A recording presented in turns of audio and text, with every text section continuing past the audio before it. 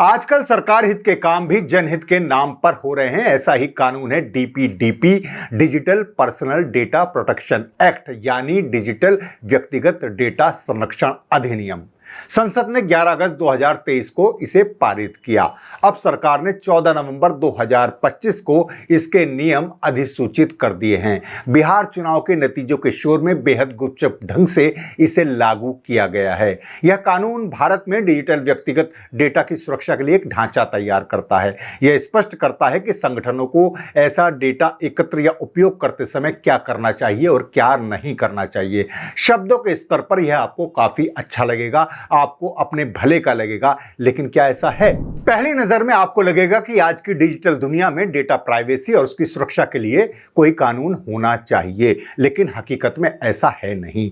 यह आपको यानी आम जनता से ज्यादा सरकार को सुरक्षा देता है, उसके कर्मचारियों को सुरक्षा देता है और अपनी जिम्मेदारी और जवाबदेही से बचने की एक ढाल देता है, क्योंकि इसी के साथ आरटीआई कानून यानी राइट टू इंफॉर्मेशन यानी सूचना के अधिकार को कमजोर कर दिया गया है, उसमें कटौती कर दी गई है। डीपीडीपी के कई प्रावधान चरणबद्ध तरीके से लागू होंगे, लेकिन आरटीआई एक्ट में कटौती तुरंत प्रभाव से लागू कर दी गई है।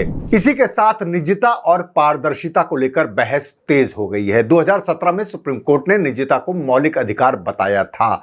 निजता महत्वपूर्ण है, लेकिन पारदर्शिता और जवाबदेही ये भी एक लोकतांत्रिक देश में बेहद महत्वपूर्ण हैं। संशोधन का सार यह है कि अब कोई भी व्यक्तिगत सूचना आरटीआई के दायरे से बाहर की जा सकती है, यानी भले ही किसी जानकारी का खुलासा जनहित में हो, भ्रष्टाचार रोकने या सरकारी अक्षमता को उजागर करने के लिए आवश्यक हो, लेकिन उसे निजी बताकर छिपाया जा सकता है। अरुणा राय और निखिल डे जैसे मशहूर आरटीआई एक्टिविस्ट का मानना है कि डीपीडीपी हमारी रक्षा नहीं करता, बल्कि हमारे अधिकारों पर हमला करता है।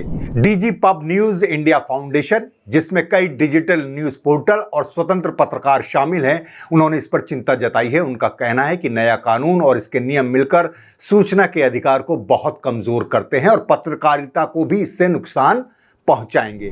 संगठन ने कहा है कि पत्रकारों को किसी भी तरह की छूट न देकर और सरकार को बहुत ज्यादा अधिकार देकर यह नया ढांचा एक तरह की परोक्ष रूप से सेंसरशिप, अभिव्यक्ति पर डर और सही तरीके से रिपोर्टिंग करने वालों पर निगरानी बढ़ा सकता है। डीजीपी ने सरकार से इन नियमों पर खुलकर और तय समय में चर्चा करने की मांग की है और उन हिस्सों को बदलने की मांग की है जो मीडिया की आजादी, आरटीआई और डिजिटल दुनिया की पारदर्शिता को प्रभावित करते हैं।